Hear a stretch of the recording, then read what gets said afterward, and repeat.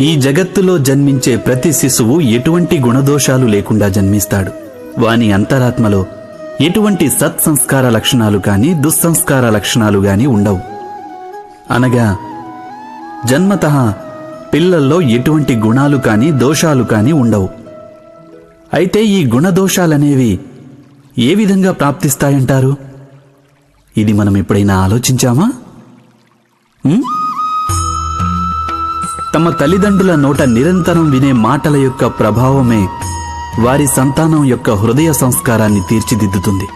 ఎలాగంటే గ్రామంలోని నదికి వెళ్లే మార్గంలో జనం పదే పదే నడవటం వల్ల ఒక కాలిబాట ఏర్పడుతుంది.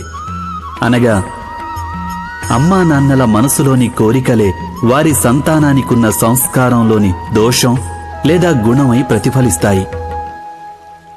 ఇది సత్యం కాదంటారా?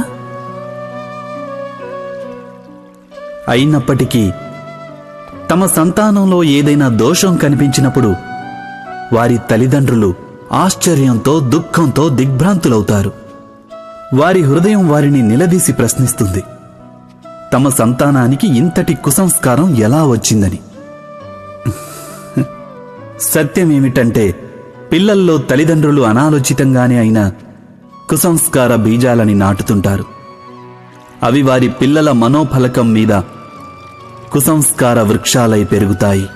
అనగా తమ సంతానం సంస్కారవంతులుగాను ధర్మబద్ధంగాను ఉండాలని ఆశించే ప్రతి తల్లి తండ్రి ముందుగా తమ మనస్సులోని కోరికలను నియంత్రించుకోవడం అనివార్యం కాదంటారా?